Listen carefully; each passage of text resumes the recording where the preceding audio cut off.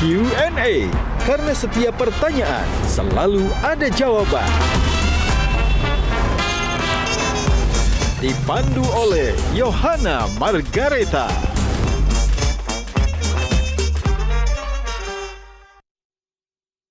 Dipersembahkan oleh Panelis kita hari ini. Jadi karena ada Rano Karno, siapapun yang jadi gubernurnya pasti menang. Nah, menurut Mas Pram gimana? Bagaimana pola komunikasi yang akan dibangun oleh Mas Pram dengan Presiden kita, Pak Prabowo Subianto? Bagaimana mengatasi tawuran-tawuran di beberapa tempat, misalkan di Manggarai. Tapi bukan cuma di Manggarai. Gimana kalau kelai 1 lawan 1? Problemnya bukan di Bang Dul, problemnya di saya. Popularitas saya terlalu rendah. Selama ini kan dalam berpolitik memang saya tidak punya musuh. Walaupun beliau mendukung, mengendorse Pak Ridwan Kamil, tetapi saya tetap berkomunikasi. Gajah Duduk dipilih karena sudah lama hadir dalam mewarnai perkembangan berbusana di Nusantara dan telah melekat di hati lapisan konsumen secara turun-temurun. Perkembangan sarung sedemikian pesatnya, sehingga sekarang tidak hanya dikenakan oleh pria sebagai outfitnya, karena kain sarung Gajah Duduk menawarkan kenyamanan yang sesungguhnya serta tidak bisa dibandingkan. Hal ini sesuai dengan tagline kita, Legenda Nusantara, bahwa sarung adalah budaya kita, sarung adalah Indonesia. Halo semuanya, pemirsa apa kabar? Jumpa lagi dalam Q&A, program spesial Metro TV bersama saya Yohana Margareta. Karena setiap pertanyaan selalu ada jawaban. Nah, kali ini saya berada di rumah salah seorang politikus papan atas Indonesia yang kali ini akan siap membuat Jakarta lebih menyala. Ia penyuka nasi Padang dan ia berasal dari Kediri. Tapi nasibnya kini membawa dia harus mengutak-ngatik Jakarta agar lebih sip lagi. Nah, siapakah dia? Ini dia. Dan langsung saja kita akan sambut Gubernur Jakarta terpilih Mas Pramono Anung. Terima kasih Yohana. Makasih. Iya Mas Pram, terima kasih waktunya bersama Q&A menjadi bintang tamu spesial kami pada malam hari ini.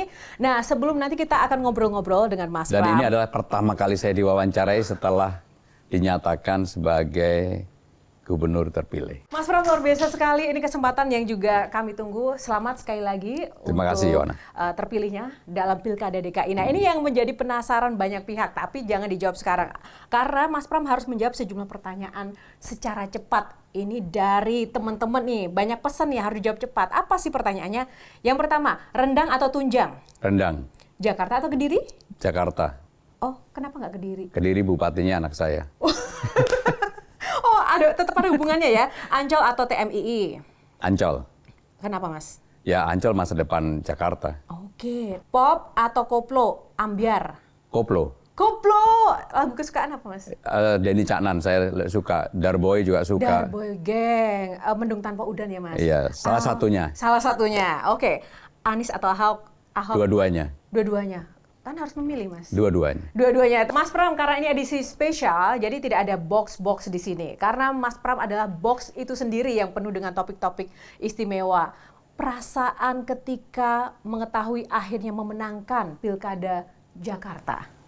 Jadi Johanna, yang pertama ketika saya mulai diputuskan oleh Ibu Mega dan partai menjadi calon, itu elektabilitas saya 0,1%. Saya menyadari tanpa kerja keras nggak mungkin bisa mengejar itu. Maka saya dan Bang Dul, kemudian saya bilang sama Bang Dul, Bang, udah problemnya bukan di Bang Dul, problemnya di saya. Popularitas saya terlalu rendah. Kenapa Mas Pram merasa popularitasnya rendah? Diukur dari apa? Saya terlalu lama tidak pernah mau muncul di ruang publik. Kenapa, Mas? Ya karena penjaga dapur presiden. Saya kan 2 periode menjadi penjaga dapur utama presiden. Sebagai penjaga dapur saya harus profesional. Maka hampir saya tidak mau diwawancarai. Hampir tidak pernah. Dan untuk itu konsekuensinya juga publik pasti tidak mengenal saya.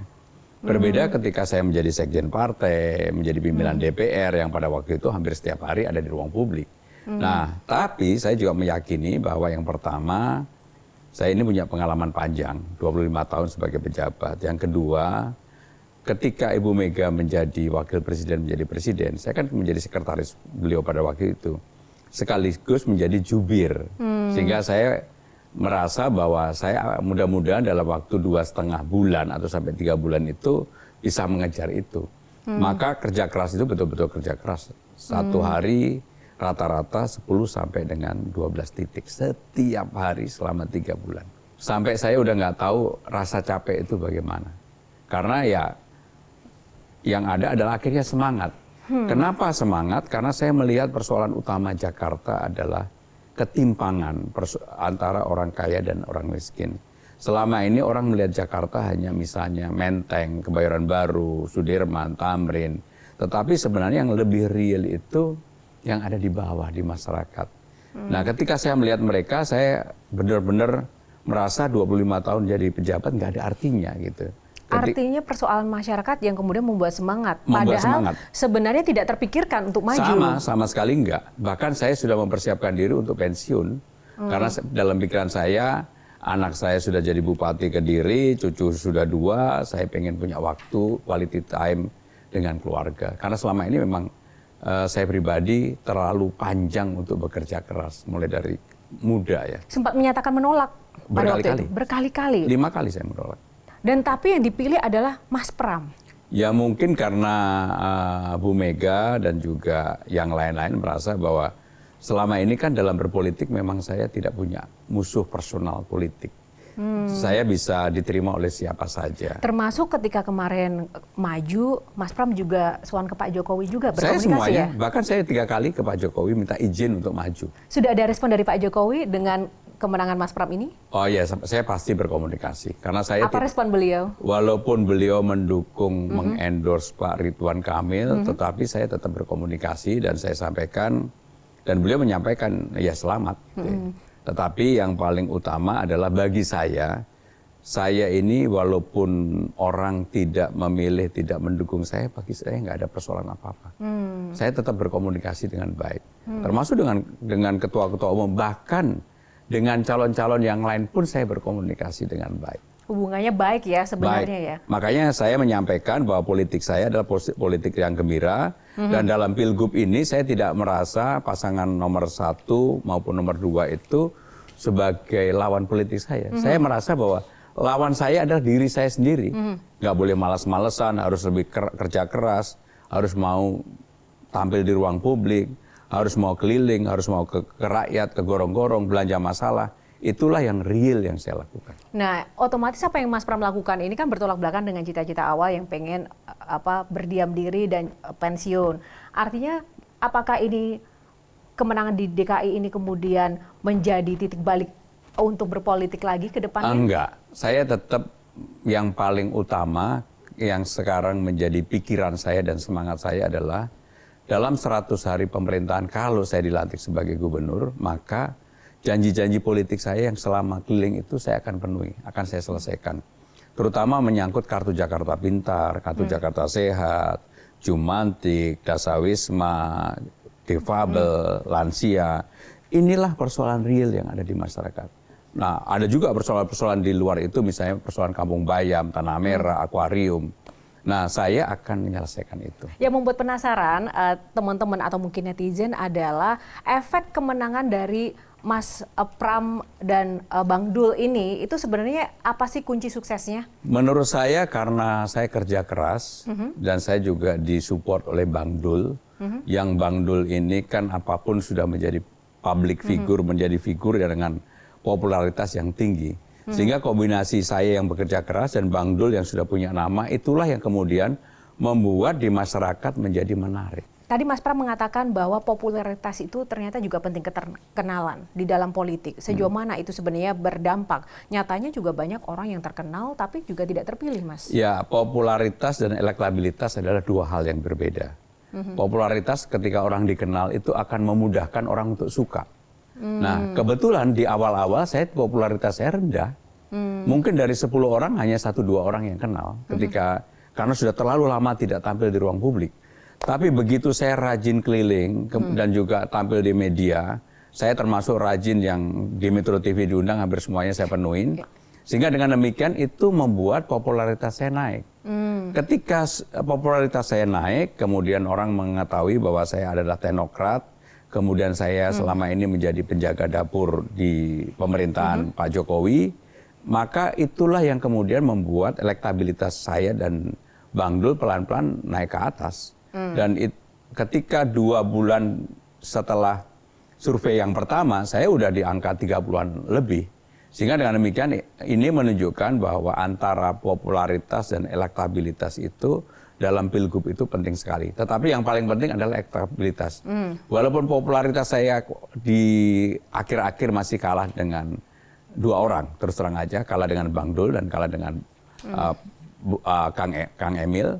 Tetapi dalam hal positifnya, di antara yang lain-lain ini saya termasuk yang tinggi. Gitu. Oke, baik. Ini ada beberapa pertanyaan dari panelis yang harus dijawab. Kita mau tampilkan dulu. Yang pertama dari Bang Hensat, Bang Henry Satrio. Saya punya pertanyaan gini, Mas Pram.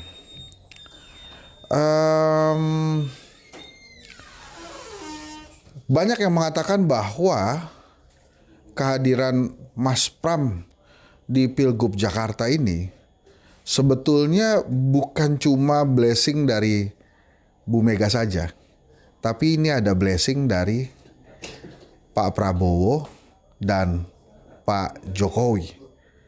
Bagaimana dengan desas-desus itu, Mas Pram? Apakah benar atau tidak? Ya, dijawab. Benar nggak, Mas? Yang pertama, keputusan saya maju 1000% yang memutuskan adalah Ibu Megawati.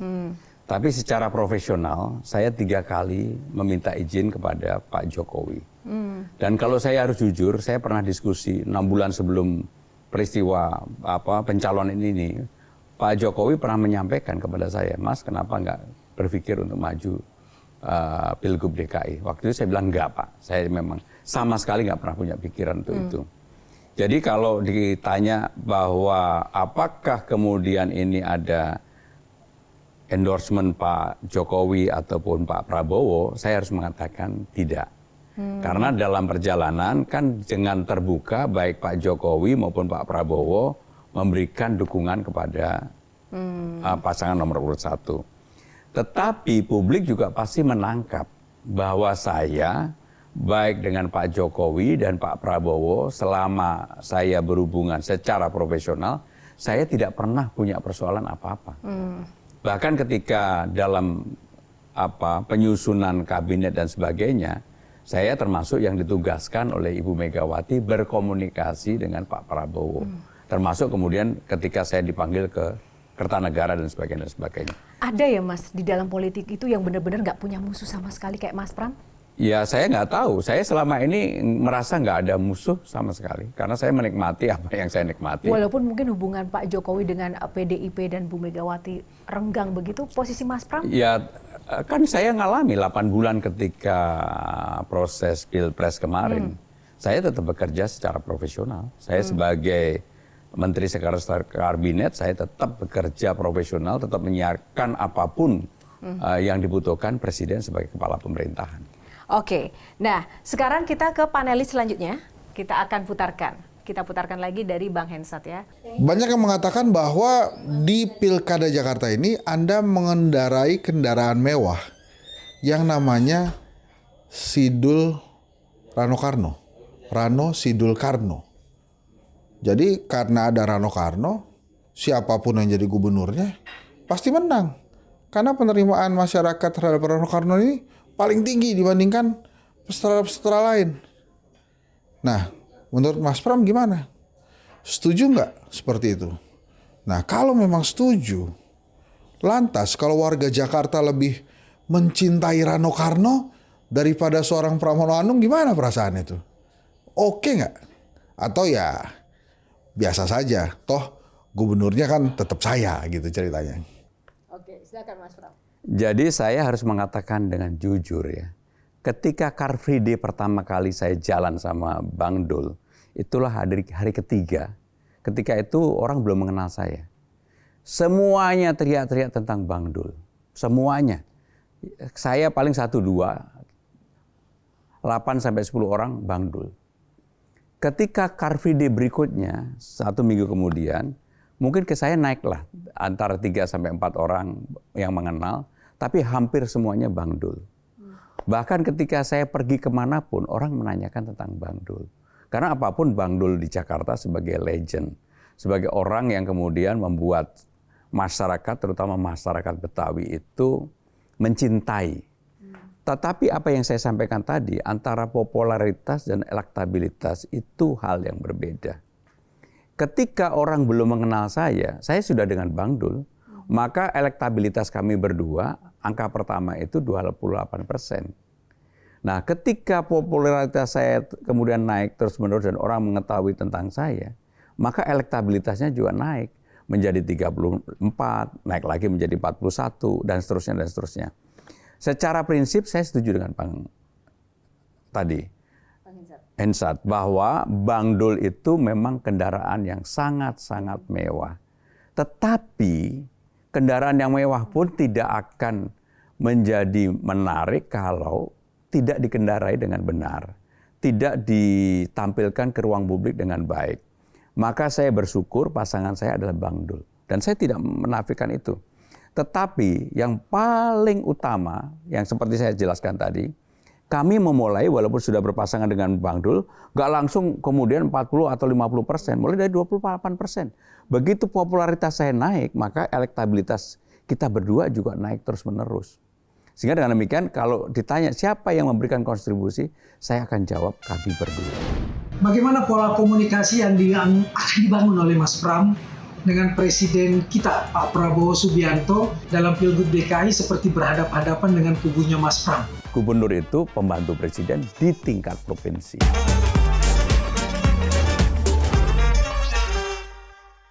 Dipersembahkan oleh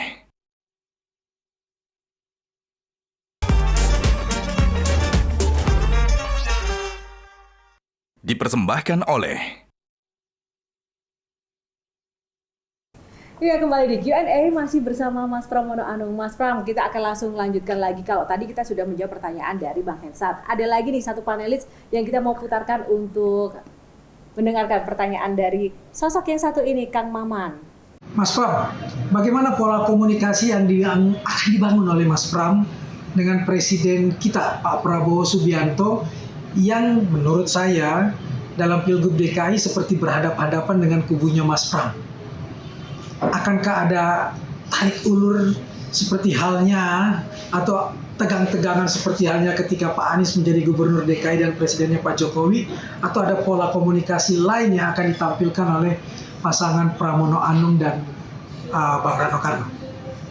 Oke, gimana Mas Pram? Jadi saya sama sekali tidak punya barrier, tidak punya hambatan berkomunikasi dengan Pak Prabowo. Dan saya meyakini pertarungan dalam Pilgub antara saya dengan nomor 0102 pasti tidak akan mempengaruhi apa-apa terhadap hubungan antara pemerintah Jakarta dengan pemerintah pusat. Karena apa? Saya mengenal Pak Prabowo sudah sangat lama dan saya yakin 5 tahun terakhir di dalam kabinet kami bisa berkomunikasi sangat baik. Bahkan secara terbuka ada satu program yang kemudian saya adopsi dari programnya Pak Prabowo adalah makan siang gratis bergizi yang dikeluarkan oleh pemerintah pusat. Di pemerintah Jakarta kami mempunyai program nantinya yang akan kami keluarkan namanya sarapan pagi gratis untuk anak sekolah. Maka dengan demikian untuk masyarakat di Jakarta, makan pagi gratisnya disiapkan oleh Pemda Jakarta, makan siangnya disiapkan oleh pemerintah pusat. Nah, pola komunikasi dengan cara seperti ini menurut saya semakin menunjukkan bahwa saya pribadi dan Bang Dul pasti akan sangat bisa berkomunikasi dengan Pak Prabowo dan pasti tidak ada hambatan. Ya, artinya bisa langsung tegak lurus ya. Berarti ini juga kemudian mematahkan anggapan bahwa walaupun beda kubu bukan berarti itu kemudian tidak saling mendukung ya secara sistem pemerintahan. Jadi ada 152 kata, kebetulan saya kan hafal karena undang-undang. Di dalam undang-undang yang mengatur hubungan antara pemerintah pusat dan pemerintah provinsi atau kota kabupaten, yang namanya pemerintah provinsi kota kabupaten itu harus taat, tunduk, patuh kepada pemerintah pusat. Nggak ada ruang. Dan pemerintahan Indonesia adalah sistemnya adalah presidensial. artinya presiden yang tertinggi. Gubernur itu pembantu presiden di tingkat provinsi. Itu dia. Jadi tetap support. Baik, itu tadi dari Kang Maman. Masih ada lagi? Silakan. Ini dari masyarakat. Mas Pram. Halo Pak Pramono, aku ada pertanyaan nih untuk Bapak. Kebijakan apa yang kira-kira bakal Bapak terapkan untuk biar orang-orang tuh beralih dari kendaraan pribadi ke kendaraan transportasi umum? Terima kasih. Oke. Secara singkat saya akan menerapkan bukan lagi Transjakarta, tapi Transjabodetabek. Kenapa Transjabodetabek? Persoalan utama di Jakarta kemacetan itu adalah ketika pagi hari orang masuk di Jakarta kurang lebih 4,5 juta. Sore hari orang keluar dari Jakarta 4,5 juta. Dan mayoritas sebagian besar menggunakan kendaraan pribadi. Itulah kemacetan terjadi. Padahal di jam-jam mulai dari jam 10 pagi sampai dengan jam 3 sore, semua transportasi publik itu kosong. Hanya 24% digunakan. Ini menunjukkan bahwa orang banyak menggunakan kendaraan pribadi, apakah itu mobil atau motor, ke Jakarta ketika mereka bekerja, mobil atau motor itu kemudian diparkir. Baru kemudian mereka akan pulang dengan menggunakan hal yang sama. Maka saya akan menggunakan sistem yang disebut dengan Transjabodetabek. Orang setengah kita paksa. Dari yang namanya Bogor, Bekasi, Depok, Tangerang, Tangerang Selatan untuk naik transportasi publik. Maka akan ada 15 golongan yang kita gratiskan. Di antaranya adalah ya TNI, Polri, ASN, termasuk media dan macam-macam. Pokoknya intinya kita gratiskan supaya orang naik transportasi publik dari sejak awal di rumahnya. Kalau saya tinggal di Bekasi, maka kami akan menyiapkan yang namanya Jaklingko. Jaklingko lah yang kemudian akan mengatur ada tempat yang namanya ride and park, orang untuk parkir seperti di negara-negara maju, mobilnya 500 meter dari rumah atau motornya diparkir di situ. Orang menggunakan Jaklingko atau langsung naik LRT, MRT, ataupun Transjabodetabek tadi ke Jakarta. Dan kalau itu dilakukan, maka penurunan orang menggunakan kendaraan pribadi akan semakin besar. Selama itu bisa dipaksakan. Butuh waktu berapa lama, Mas Pram? Karena kan butuh infrastruktur juga. Jadi infrastrukturnya harus dari awal 2 tahun pertama itu dikerjakan untuk menyiapkan yang tempat-tempat yang disebut dengan ride and park. Karena negara-negara maju dimanapun, di Beijing, di Shanghai, di New York, harus ada tempat itu. Dan kalau itu bisa dilakukan, maka polusinya menurun, transportasi orang menggunakan transportasi pribadi juga menurun, orang akan menggunakan transportasi publik. Pertanyaannya, apakah Jakarta siap untuk itu? Saya harus jawab dengan jujur, belum siap 100%. Tapi angkanya sebenarnya sudah tinggi. Konektivitas di Jakarta sudah 82%. Terhadap KRL, MRT, LRT, Transjabodetabek yang saya katakan tadi. Kalau itu bisa dilakukan, mudah-mudahan orang menggunakan kendaraan pribadi bisa turun drastis. Sehingga polusinya berkurang, kemacetannya berkurang. Dan contohnya di mana? Beijing seperti itu, Shanghai seperti itu, negara-negara yang dengan kepadatan yang kurang lebih sama di Jakarta, mereka sudah menggunakan sistem itu. Saya harus ranking 1, saya harus sekolah pinter, saya harus menerima beasiswa. Jadi dari SMA pun saya sudah menerima beasiswa. Kang Pram ini lebih bandel dari saya.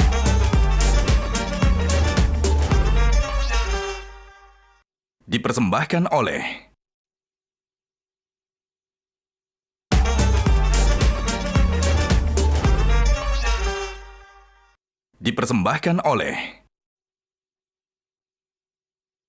Mas Pram, sebenarnya kan tadi kembali pada janji-janji tentang Jakarta. Kita melihat bahwa Jakarta sekarang statusnya oke DKJ, tapi ibu kota kita nanti akan di IKN. Ya. Itu akan mengganggu tidak pemerintahan Mas Pram secara sistem dan administrasi? Ya, di awal pasti akan ada penyesuaian. Tapi Pak Prabowo sendiri sebagai presiden sudah menyampaikan, mengatakan bahwa di tahun 2028 rencana perpindahan akan dilakukan. Nah selanjutnya, ini dari Mbah Tejo, sahabatnya Mas Pram. Sahabatku. Oh sahabat, dari sejak kapan sama Mas? Dari ITB, sama-sama. Ini Pak yang paling semangat kemarin ketika tahu Mas Pram akhirnya bisa memenangkan Pilkada DKI Jakarta. Oke, kita Saya lihat. termasuk koleksi lukisan dia banyak banget. Oh Mbah Tejo, koleksi lukisannya Mbah Tejo ya. 15 juga ada. Kita sama laki, sama-sama bandel, sama-sama suka kelahi dulunya. Pertanyaanku sekarang, gimana membuat orang Jakarta itu kalaupun kelahi 1 lawan 1 kayak zaman kita dulu. Saya di pematang sawah. Sekarang kan tawuran. Pertanyaan, bagaimana mengatasi tawuran-tawuran di beberapa tempat, misalkan di Manggarai. Nggak usah saya sebut kampungnya. Tapi bukan cuma di Manggarai. Tawuran. Gimana kalau kelahi 1 lawan 1? Seperti zaman kita dulu. Atau jangan-jangan Kang Pram ini lebih bandel dari saya, karena orang kalau bandel tuh dikasih anak perempuan semua biasanya cowoknya. Kang Pram anaknya cowok cewek. Yang satu berprestasi di Amerika, yang satu jadi bupati. Oke, silakan Mas Pram. Jadi saya berteman dengan Sujiwo Tejo ini cukup lama. Memang agak aneh dan nyentrik lah. Tapi Mbak Tejonya, Mas Pramnya, atau Mas Pram dan Mbak Tejo? dua-duanya. Tetapi begini, apa yang menjadi pertanyaan dia sebenarnya dalam ya. Orang berantem, berkelahi dan sebagainya, tawuran, itu artinya tempat untuk ekspresi bagi anak-anak itu belum terwujudkan dengan baik. Saya tidak menjawab tawurannya, tetapi apa yang akan saya lakukan untuk itu? Yohana, di Jakarta ini ada 2.552 taman. Dan pasti kamu nggak tahu, taman-taman di Jakarta ini rata-rata hampir semuanya jam 6 sore harus ditutup. Padahal kebanyakan orang Jakarta baru pulang dari kantor, pulang dari kerja dan sebagainya itu jam 5 atau jam 4 sore. Kenapa kemudian ditutup? Kalau saya nanti jadi gubernur, maka taman-taman di Jakarta yang tidak termanfaatkan secara baik, saya akan buka 24 jam. Dan di taman itulah kemudian kita atur adanya lighting yang baik, CCTV-nya ada, PKL-nya diatur, orang boleh berekspresi di sana, tempat untuk curhat orang dengan keluarganya, tempat untuk bertemu. Karena di negara maju di mana aja, orang ke taman itu rata-rata bukan di siang hari, tetapi malah di malam hari atau di pagi hari. Tapi secara culture atau budaya mindset masyarakat sudah siap belum, Mas Pram? Karena kan taman itu ditutup karena satu faktor keamanan, yang kedua nanti dipakai para remaja buat pacaran. Ya kan gini, kalau pacarannya selama masih dalam norma-norma yang bisa dijaga, makanya kenapa banyak CCTV dan tentunya diatur secara baik, dan PKL-nya juga ada di sana, diatur secara baik. Saya yakin itu tempat untuk ekspresi. Karena di Jakarta ini orang menjadi stres karena apa? Ruang ekspresinya sangat terbatas. Terutama kepada Gen Z dan Gen milenial ini. Mereka kan larinya ke gadgetnya. Padahal mereka apapun tetap membutuhkan ruang untuk berekspresi. Jadi saya akan menciptakan itu. Dan saya meyakini kalau ruang ekspresi ini semakin besar, semakin banyak, maka tingkat stresnya juga semakin rendah. Keinginan untuk tawurannya juga semakin rendah. Ini menjawab bukan kemudian dengan katakanlah, kamu nggak boleh tawuran, tapi menciptakan suasana orang menjadi tidak tawuran. Tadi Mbak Tejo kan bilang, tawuran di zaman kita dulu. Tapi Mas Pram itu mengalami masa-masa bandel nggak sih dalam hidupnya? Karena kan kalau kita lihat sosoknya Mas Pram ini kan sangat baik. Saya terus terang, Yohana, saya tidak mengalami masa-masa tawuran. Tetapi saya orang yang tidak takut dengan berantem. Tidak takut dengan berantem? Enggak takut. Pernah berantem? Ya pasti dalam hidup pasti pernah. Nggak mungkin nggak. Waktu kecil. Tetapi saya terus terang, saya hidup saya terlalu serius. Bahkan dari SD sampai SMA, saya itu nggak ranking 1, cuma kelas 5 SD. Kalah sama cewek namanya Eming Saryoni. Saya karena kalah sampai hari ini pun nama Eming Saryoni itu saya ingat dalam hidup saya. Sampai ingat. Memangnya seperti apa itu? Karena saya hampir semuanya juara 1 di kelas. Boleh kamu cek ketika saya ambil S2 di UGM, nilai saya A semua, straight A. Ketika ambil S3, PhD, doktor di Unpad, nilai saya juga A semua. Dan ketika saya di ITB, saya itu ketua himpunan, itu tingkat fakultas, tapi juga ketua Dewan Mahasiswa, kayak ketua BEM-nya. Saya ketua Dewan Mahasiswa ITB, sehingga memang hidup saya dari dulu adalah serius, tetapi saya bisa main basket, saya bisa main bola, gitu. Idaman sekali ya. Oh iya. Tunggu, menarik. Oh ya, memang menyadari kalau... Menyadari. Contohnya digandrungi. Dulu pacar pasti lebih dari 1 lah. Dalam sekali waktu? Ya kadang-kadang. Enggak, Jadi sadar itu digandrungi ya. Padahal serius gimana cara? Karena gini, saya dulu waktu di ITB, di awal-awal kuliah di ITB, saya juga sambil ngajarin anak-anak SLTA untuk belajar. Oh, jadi tebar pesonanya di anak-anak SMA begitu. Ya pokoknya begitulah, sambil cari uang. Oke, menarik sekali. Tapi Mas Pram, dari semua kelebihan dan keseriusan itu akhirnya menjadikan sosok Pram yang seperti ini begitu. Cita-citanya tapi apa sebenarnya dari awal? Waktu saya SD sampai SMA, cita-citanya jadi dokter. Bayangannya hanya jadi dokter karena saya dari keluarga sederhana. Jadi dokter cepat bisa dapat duit, membantu bapak ibu dan membantu keluarga. Itu tujuan awalnya. Tapi begitu saya kelas 3 SMA, dulu saya diterima di IPB tanpa tes. Tapi saya melihat bahwa IPB Bogor tidak membuat saya tertantang. Akhirnya saya mendaftar dengan tes, diterima di ITB. Nah, ketika mendaftar itulah saya baru berubah cita-cita di situ. Dalam hati saya bilang, saya pengen masuk teknik pertambangan supaya dapat duitnya gampang, kerjanya di Pertamina, di selam bersih, pasti gajinya gede, bisa membantu keluarga. Jadi intinya saya lebih pada bagaimana bisa membantu keluarga. Oh begitu, memangnya seperti apa sih Mas Pram situasi di masa kecil? Mas Pram bilang Bapak saya guru, anaknya 7. Tapi alhamdulillah 7-7-nya S1-nya selesai semua. Kesusahan apa yang pernah dialami? Jadi saya harus ranking 1, saya harus sekolah pinter, saya harus menerima beasiswa. Jadi dari SMA pun saya udah menerima beasiswa. Di ITB pun saya menerima beasiswa 2. Untuk apa? Survive dalam hidup. Karena kan nggak mungkin kakak saya juga kuliah, adik saya juga kuliah. Saya harus mandiri untuk itu. Maka saya terbiasa untuk hidup itu kerja keras gitu. Dari bapak atau ibu, siapa yang paling berperan dalam hidup karir Mas? Kalau untuk karir saya merasa ibu, karena doa ibu. Karena saya sangat dekat dengan ibu. Pesan ibu apa sih kepada Mas Pram yang menjadi pegangan sama? Pesan ibu itu saya deliver ke anak saya. Jadi nama baik itu penting sekali, hal yang utama. Maka kamu jangan membuat nama keluargamu tidak baik dengan tindakan misalnya korupsi atau apapun. Dan itu saya pegang banget. Termasuk ke anak saya hal yang sama. Sehingga saya wanti-wanti kepada anak saya yang namanya Dito, menjadi bupati.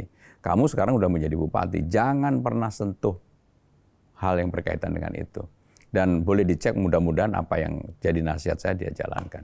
Kalau misalnya Bapak Ibu melihat Mas Pram sekarang, kira-kira beliau akan seperti apa ya Mas perasaannya Mas? Nanti saya melo loh. Saya juga jadi melo nih. Nggak, intinya begini, saya adalah orang yang bersyukur dan saya dengan ibu saya itu sangat dekat.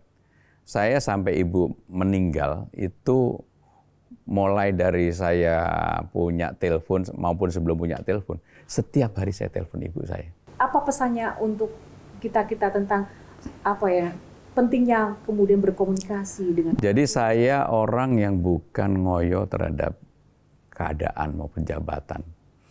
Yohana boleh dicek, saya nggak pernah minta jabatan kepada siapapun, termasuk kepada Ibu Mega, termasuk kepada Pak Jokowi, termasuk jadi gubernur ini pun saya nggak pernah minta. Tapi saya memang terbiasa untuk bekerja keras. Jadi itu yang membuat kemudian kenapa mungkin warga Jakarta ini kasihan sama saya. Mungkin. Karena orang yang pagi, siang, sore, malam keliling nggak berhenti-berhenti. Mungkin mereka kasihan lihat saya. Makanya saya dipilih melebihi yang lain. Apakah Mbak Hani memang rezekini dan kalau nggak ada Mbak Hani, Pram nggak jadi apa-apa? Jadi saya ini dari dulu, dari muda, hampir 95% uang saya atau hasil apapun yang saya peroleh, semuanya ke istri.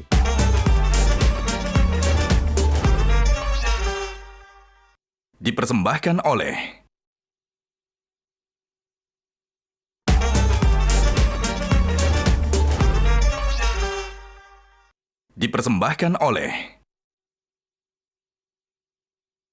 Halo Pak Pramono, jadi aku punya pertanyaan nih Pak. Jakarta kan identiknya dengan Betawi, tetapi sekarang budaya Betawi itu seperti kayak udah hilang dan jarang terdengar lagi. Bagaimana Bapak akan memperkenalkan kembali budaya Betawi kepada masyarakat di Jakarta? Nah, gimana tuh caranya Mas Pram? Anda bukan orang Betawi. Jadi yang paling utama yang harus disadari dan dipahami oleh masyarakat dengan perubahan undang-undang, menjadi Undang-Undang Nomor 2 tahun 2024, maka Jakarta ini yang dulunya menjadi ibu kota, sekarang menjadi kota global dan pusat perekonomian dan pusat kebudayaan. Maka dengan demikian Jakarta akan berubah total. Salah satu pasal di dalam undang-undang itu yang mengatur tentang Jakarta, maka wajah Jakarta harus menjadi wajah Betawi. Jadi seperti orang mau ke Bali, orang akan menangkap bahwa wajah Bali itu tercermin di dalam bandara, batas kota, perumahan, dan sebagainya. Termasuk Jogja, Semarang, Surabaya, dan sebagainya. Selama ini karena Jakarta sebagai ibu kota, wajah Betawinya nggak ada. Jakarta adalah wajah dari seluruh Indonesia. Maka sekarang ini Jakarta nanti wajahnya pasti Betawi. Kalau saya jadi gubernur, kalau datang ke tempat saya pagi-pagi, nggak lagi saya kasih teh atau kopi, pasti bir peletok gitu. Itulah yang akan merubah wajah Betawi. Termasuk tetapi harus diakui dengan jujur, beberapa hal tentang kebetawian ini harus dikurasi dengan baik. Contohnya. Mulai kapan nih Mas tapi di undang-undangnya udah jalan. Begitu saya menjabat, saya akan menjalankan itu. Kita semuanya akan sowan ya ke Gubernur Jakarta nanti bulan Februari ya. Dan saya kasih bir peletok. Yeay, oke. Lanjut. Jadi orang misalnya kalau menerima tamu kebudayaannya palang pintu dan sebagainya, yang sekarang ini kan terlalu lama. Palang pintu itu pantunnya bisa 10 menit, saya bilang enggak. Menyambut tamu negara atau tamu siapapun dengan cara palang pintu enggak boleh lebih dari 2 menit. Termasuk silat-silat dan sebagainya. Dan harus dibuat lebih grande. Padahal tari-tari Jakarta itu kan progresif, tarian Betawi itu kan progresif. Saya yakin termasuk kebaya encimnya itu termasuk menurut saya progresif. Dan itulah yang akan diperbaiki, dirubah, dikurasi sehingga akan menjadi kebetawiannya itu sangat menonjol. Dan saya akan memakai itu.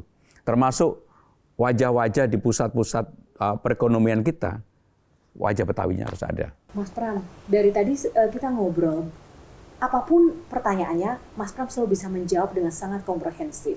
Apalagi tentang Jakarta. Memang sudah lama tahu tentang semua hal, atau berapa lama sih belajar tentang Jakarta sampai sedetil-detilnya? Ya saya ini selama 10 tahun penjaga dapur presiden. Pembahasan tentang Jakarta nggak mungkin nggak lewat saya. Sehingga detil pun tahu. Kalau kamu tanya hari ini, Yohana, berapa jumlah halte di Jakarta? Saya akan jawab dengan cepat, 252. Boleh dicek. Berarti sebagai orang yang ibaratnya kingmaker di dapur kokinya tentang Jakarta, Mas Pram kan tahu banget permasalahan Jakarta. Tahu. Pertama itu apa? Apa, Mas? Yang utama Jakarta itu, sekarang ini ya, tergantung siapa yang melihatnya. Kalau saya, persoalannya tetap kemacetan, banjir, polusi. Itu persoalan klasik. Kalau saya menjabat, saya pengen diingat orang adalah orang yang berani mengambil keputusan.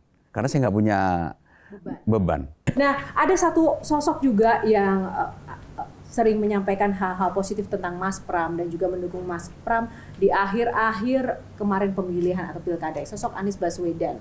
Sejauh mana sih hubungan dan arti sosok Anies Baswedan bagi Mas Pram? Ya, saya mengenal Mas Anies ketika sama-sama aktivis. Saya waktu itu aktivis Bandung, dia Jogja. Cuma saya lebih senior. Ketika saya ambil S2, dialah menjadi puncak aktivis di Jogja. Nah, waktu itu saya mensupport dia. Ya, namanya aktivis kan perlu ada yang mensupport di luar sistem lah. Dan ketika anak saya lahir, Dito yang sekarang jadi Bupati Kediri, yang menunggu berdua sama Mas Anies.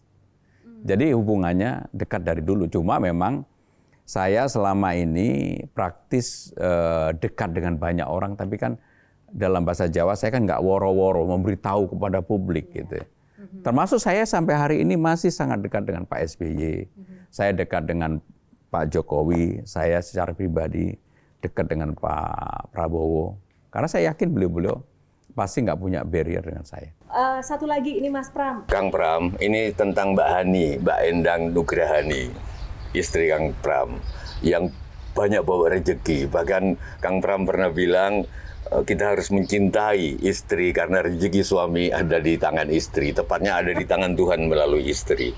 Menurut pepatah Jawa, cewek yang mengerjakan itu yang larapan nilo cendani ini agak lebar gitu loh, dan itu dipenuhi dan luruh pasemone.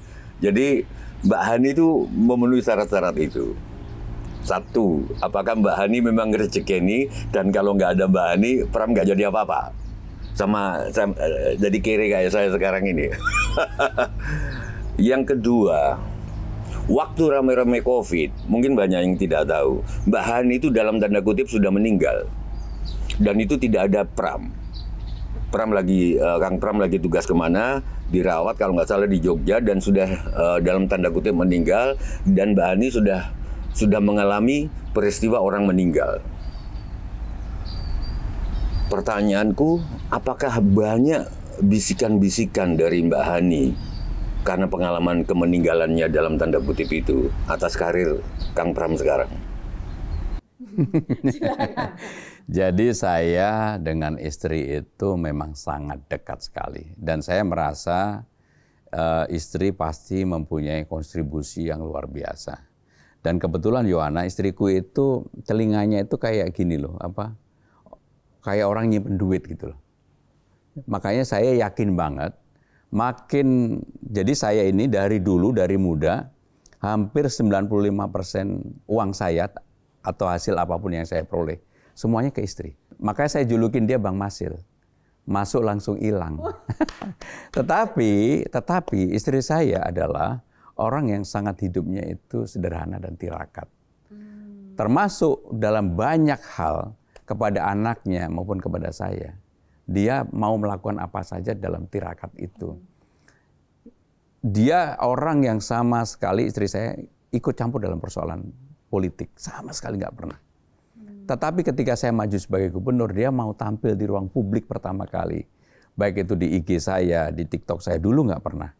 Tetapi yang orang nggak tahu, selama saya maju sebagai calon gubernur ini, hampir setiap hari dia puasa. Dan itu yang menjadi kekuatannya. Hampir setiap hari dia puasa. Puasa setiap hari lebih dari puasa bulan Ramadan. Puasa terus. 2025 sebentar lagi, resolusi apa yang Mas Pram ingin lakukan ke depan sebagai pribadi? Jadi saya semakin menyadari bahwa hidup itu, kalau kita sudah pada posisi yang seperti saya, tidak ada yang bisa direncanakan dengan baik dan benar. Saya mengalami, saya tidak pernah berkeinginan menjadi gubernur, tetapi saya sekarang terpilih menjadi gubernur. Yang ingin saya lakukan adalah apa yang menjadi janji politik saya, mudah-mudahan bisa saya penuhi. Terima kasih untuk waktunya. Joanna, makasih. Sekali, dan kita tunggu nanti gebrakannya untuk menyalakan Jakarta lebih hebat lagi ke depannya. Salam juga untuk Bang Dul, dan semoga sukses dalam nanti Amin. pemimpin baru untuk Jakarta. Dan pemirsa, terima kasih juga untuk kebersamaan Anda bersama Q&A Metro TV, dan semoga juga tayangan kali ini, episode kali ini menginspirasi Anda semuanya. Tak lupa kami juga mengucapkan terima kasih untuk Sarung Gajah Duduk yang sudah memberikan busana yang saya kenakan pada malam hari ini. Sarung Gajah Duduk legenda Nusantara yang ada tulisan Arabnya. Namun sebelum kita akhiri, ada sesuatu yang ingin kami sampaikan. Kami berikan tanda kasih, tanda cinta kita, tim Q&A untuk Mas Pram. Mas Pram, semoga ini terima kasih Yohana. Menjadi kostum dan busana jadi pemimpin Jakarta ya. Pasti akan saya pakai. Pasti akan saya pakai. Terima kasih. Satu lagi yang mungkin bisa dipakai pada malam hari ini, Mas Pram, boleh ya? Iya. Silahkan. Baik. Karena saya sering pakai kayak gini. Suka sarung. Makasih. Gimana, teman-teman? Keren ya? Tepuk tangan, terima kasih, Mas Pram. Makasih. Makasih. Metro TV.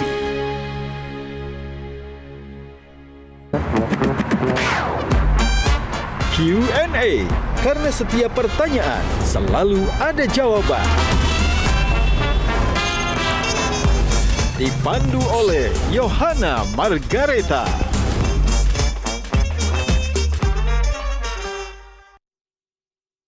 Dipersembahkan oleh Jelajahi cara baru mendapatkan informasi. Download Metro TV Extend sekarang.